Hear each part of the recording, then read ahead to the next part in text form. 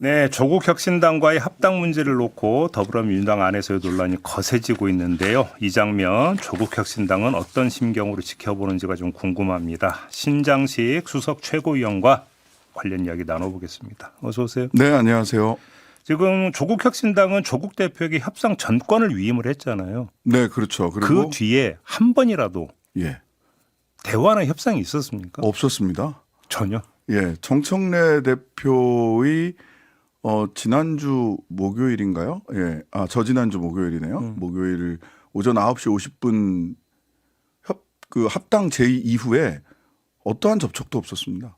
전혀. 그러니까 예. 이제 물론 이제 사이에 이제 고 이해찬 총리 별세가 네, 있었고 당연히. 장례가 예, 있었으니까. 예. 근데 그러면 그 공개적인 합당 제안하기 전날 네. 정청래 대표고 조국 대표가 만났다라는 거잖아요. 네, 네, 그때 네. 정청래 대표가 어떤 차원에서 어디까지 얘기를 했다고 들었어요? 제가 전해 들은 바로는 사실은 만남도 굉장히 전격적으로 급한 일이니까 만나자.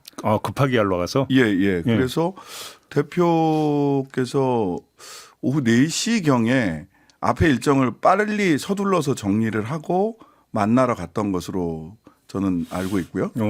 그리고 일종의 번개였네요, 그러면. 예. 그리고 저에게 제가 다른 방송 녹화를 하러 가던 길이었는데 예, 유튜브 방송을 녹화하러 가던 길인데 4시 40분에 전화가 와서 녹화하러 가는 줄은 아는데 급한 일이니 빨리 여의도로 돌아와 주셨으면 좋겠다.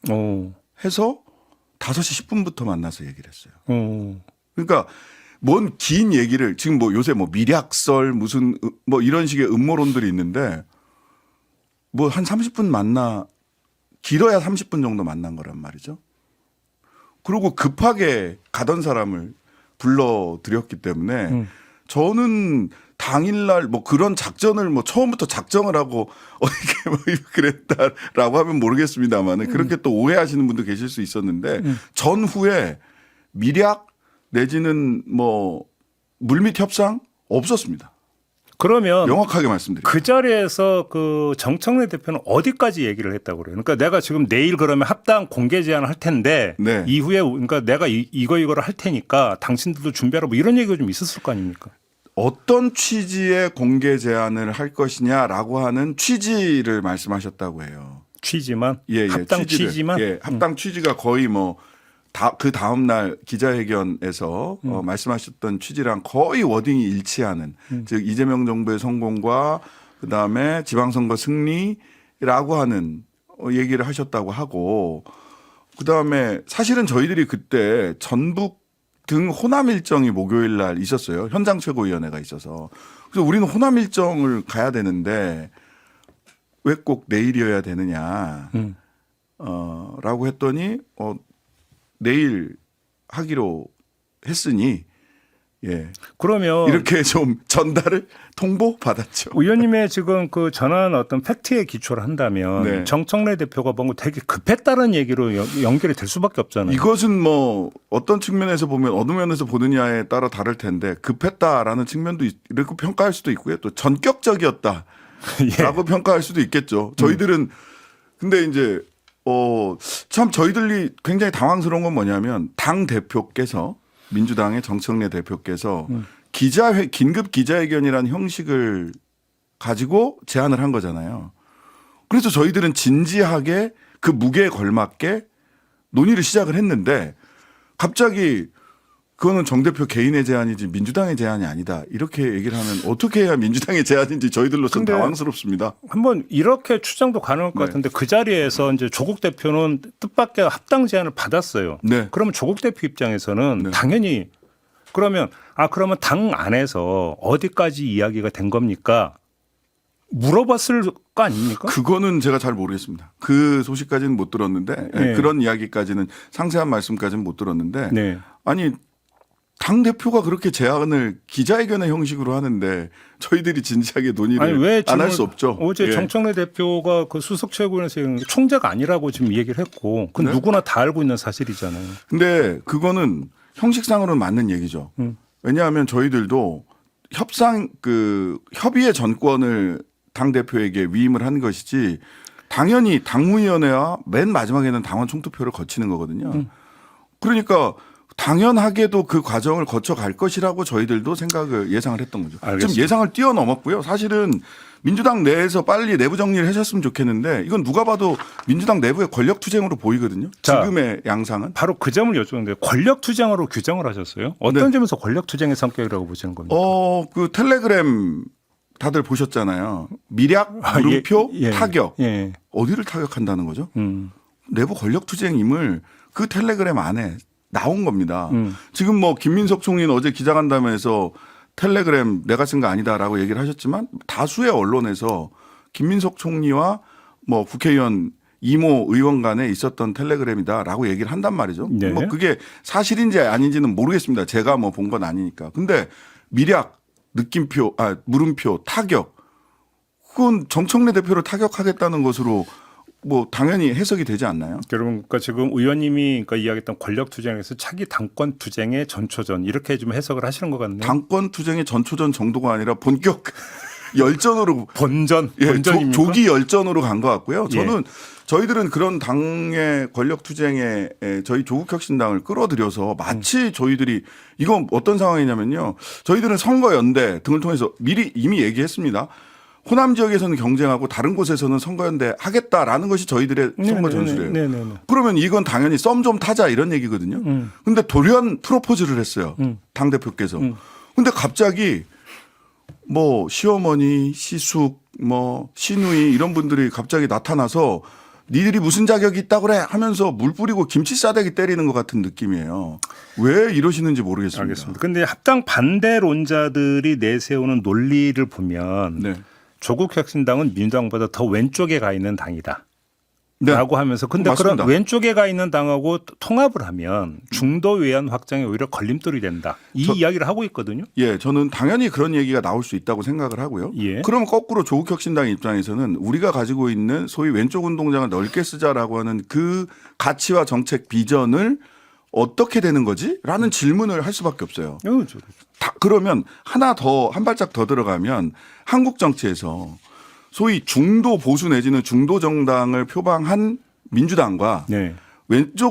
한국 정치 왼쪽을 넓게 쓰겠다라고 표방한 조국혁신당이 연합 정치를 펼치는 것이 한국 정치에 더 득이 되는 것이냐.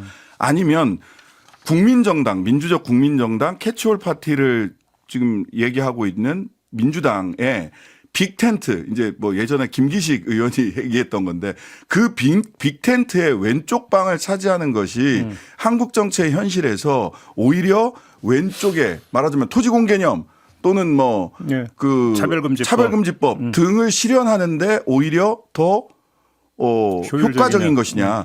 저는 논의가 여기로 가야 된다고 생각을 합니다. 네. 거기에 무슨 뭐 미략, 타격 이런 얘기하는 거는 지금 양당 간에 벌어질 논쟁을 너무 수준 낮은 지형으로 데려가고 있는 끌고 가는 거다라고 생각해요. 그 음모 차원으로 바라보는 것이겠죠. 예. 아니 저는 그 차원에서 논쟁이 생산적이고 그래야 국민들한테도 득이 되고 이게 합당 논의가 뭐 이루어지지 않을지 모릅니다. 근데 그런 어떤 색깔, 노선, 가치의 문제 이면에서 보면 네.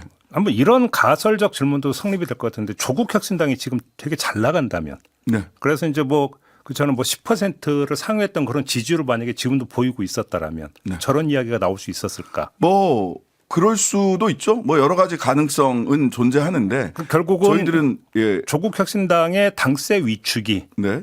결국 조국 혁신당의 가치를 떨어뜨렸다. 이렇게도 볼 수 있는 거 아니냐. 저는 또 그렇게만은 보고 있지 않는데요. 네. 뭐냐면 저희들이 토지 공개념이라든지 또는 뭐 차별금지법이라든지 이런 거에 대해서 여론조사를 할 거 아닙니까? 네네네. 정책에 대한 지지가 상당히 높아요. 정책에 대한 지지가 상당히 높은데 국민들은 뭐라고 해야 되나 지금 내란을 극복해야 되는데 네. 여당에 힘을 몰아줘야 되지 않을까라는 생각도 하고 계신 것도 사실이에요. 한번 이렇게 질문을 바꿔볼게요. 이제 과거 민노당 활동도 하셨으니까 지금 합당 반대론자들이 조국 혁신당 보기를 과거에 민노당 보는 것처럼 하고 있다 혹시 그렇게 느끼십니까? 저는 그 수준에서라도 보고 토론이 됐으면 좋겠어요. 지금 오직 당권 투쟁의 관점에서 보고 계시지 않은가요? 죄송합니다만 네. 그렇게 보여요. 그래요? 아니 논의의 수준이 너무 뭐 미략, 타격 이런 수준에 네. 그다음에 뭐 두 개의 태양은 없습니다. 이게 뭡니까? 그래요.